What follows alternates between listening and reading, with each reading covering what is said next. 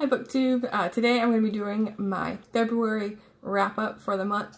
I've done weekly wrap-ups of every single book I read this month except for this last week, which will be this Sunday. So I read 30 books this month.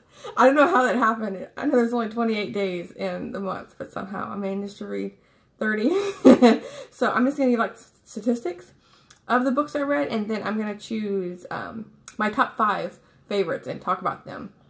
And if you want to know more about every single book I read this month, then look at the weekly wrap-ups, which will go in more detail of all the books I read. So it's 30 books, and 10 of them are audiobooks. So 20 I read were I read on ebooks. I read 2 fantasy, 6 romance, 1 historical fiction, 7 fiction, 4 nonfiction, 2 YA, young adult, 4 children's books, 2 comic books, 2 classics. So that's the breakdown of the books I read. So now I'm going to talk about my favorites, and I'll go in order of when I read them, because it's hard to put these in order because I like them all so much.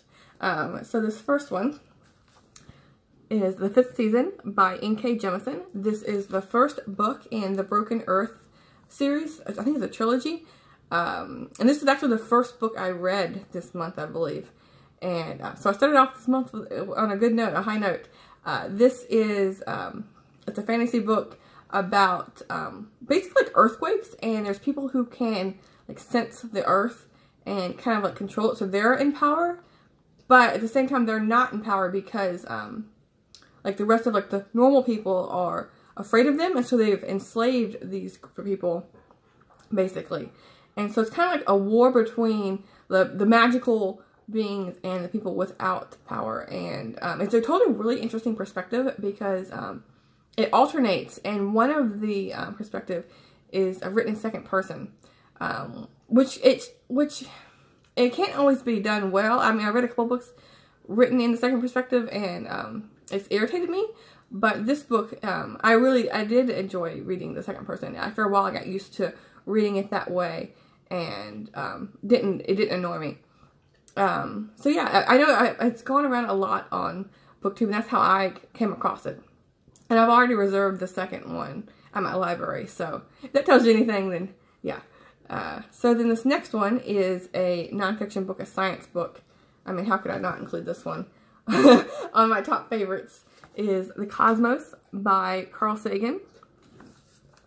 And this came out in 1980, and it's all about basically cosmos, and it goes kind of like from the history, like way back when we our like first thoughts of space, and how that's evolved over time, and how like we've advanced in science and technology, and how we think about space.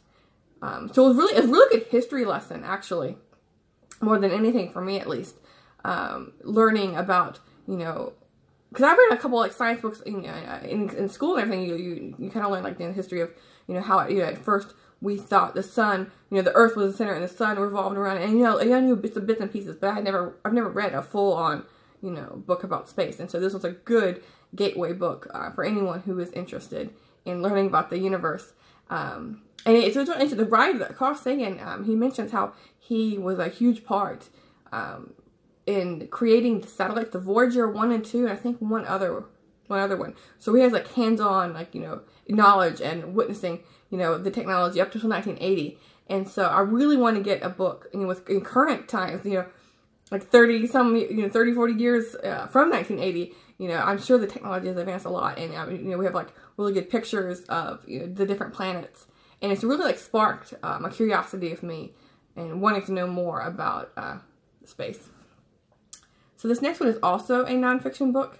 When I read nonfiction, I tend to really like them, and so that's why they keep cropping up, even though I think I read only 4 nonfiction books, but 3 of them made the top. So yeah, this one is a library book by Susan Orlean, and this is about the LA fire in the Los Angeles, I think it was like the Central Los Angeles Library was burned.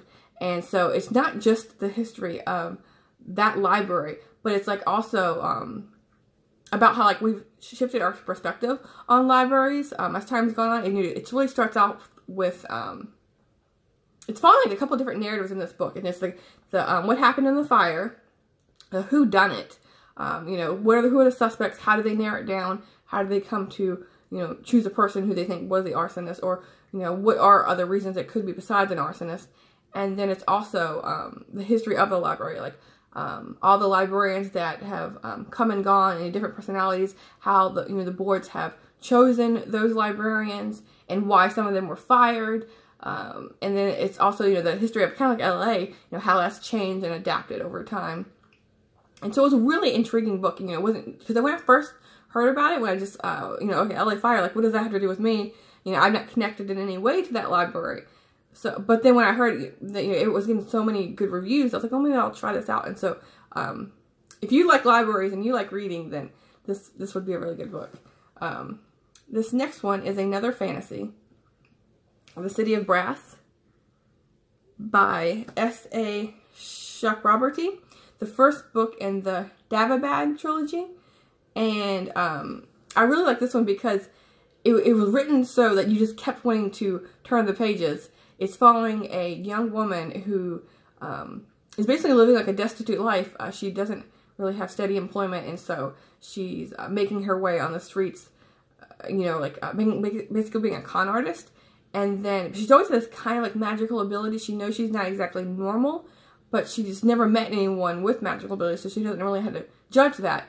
And then one day she like summons this, I don't know if you call it genie, and so like from that point on, you know, it's an adventure of her going to this palace and the different societies there, and how there was clashing, and where does she fit in, and, you know, she's learning this magical ability, and it's also, you know, her fitting in with the palace. And so it has like all the really good fantasy elements in this book. So I really want to pick up the next one. I also reserved this one at my library for the second one. And then the fifth book on my list, I'm doing my top 6. I couldn't pick 5, so I had to go with 6 because I've read so many good books this month. This one is Betsy and Tacy Go Downtown by Maud Hart Lovelace, and I am truly enjoying this series. I mean, every single book is just like, it brings so much joy and delight. This is the 4th book in her series, and this is when they're 12 years old. And I actually did a whole wrap up of these 2 books. I did Betsy and Tacy Go Over the Big Hill, and then Betsy and Tacy Go Downtown. And so if you want to find more about this book, then go to that review. But I picked this one over the 3rd one because this one, the ending was just spectacular. It was pulling at your heartstrings, and just everything about this book. I mean, this book can do no wrong, basically, for a children's book. And then this last one, I haven't talked about yet because I just read it this week for the iHeartathon, which I'm going to be doing a wrap-up tomorrow. So a spoiler for this one is The End of Ice by Dar Jamal, and it says Bearing Witness and Finding Meaning in the Path of Climate Disruption. And this book, I mean, I know, I've read a couple of different climate change books, and I've read, you know, like, you know, the environment has shifted, and there's, you know, a lot of books can have statistics and, you know, talking about, you know, the CO2 and the ozone and all of that and the greenhouse gases effect in other books. But, I mean, so that's, like, pretty common knowledge, but the way he writes this book, the tone he uses really elevated this book for me. Because, like, every page is just, like, he had something so informative and so, like, impacting in every single page. And I kept highlighting and, like, going to my boyfriend, like, read this. And he's like, I don't know if I can keep reading this because it can be depressing. It is not an uplifting book, but at the same time, even though, you know, he's putting he's saying, you know, there's not really much hope, but you can live without, I mean, he has a really good passage in it about, you know, how this is, there's a tree on the mountainside, and it's found its way to live in this, like, an area where a tree should not be. But it's kind of like he's using that as a way of showing how, you know, we can maybe find, the earth can go on even though humans might not be here for that. So, you know, the earth, so that's basically what he's spinning on with his view. And so if you're interested in climate change or you want to know about it, it has a ton of information, a ton of statistics, and of course there's numbers and all that. But it's really well written, and he isn't a scientist himself, but which I really like that, because he's interviewing all these, like, you know, top tier scientists in the different fields all over the world. And so, you know, I've read books where on climate change, which is, you know, that one professional writing this book, but in this book you're getting multiple scientific views on climate change, which I really enjoyed. So these are my top 6 for February. And like I said, tomorrow I will wrap up this last week of February with the books I read. So I had a really good reading month. I hope you all had a good reading month. So maybe that will bode well for my crazy March TBR. We'll see. I mean, if I can keep up this momentum, that would be good. I read a couple of hefty books in February. I don't know how many mammoths that was, but I know the 2 fantasy books were pretty big. So we'll see if I can tackle the 4 mammoths I'm planning to read in March. So yeah, thanks. See you soon, book 2.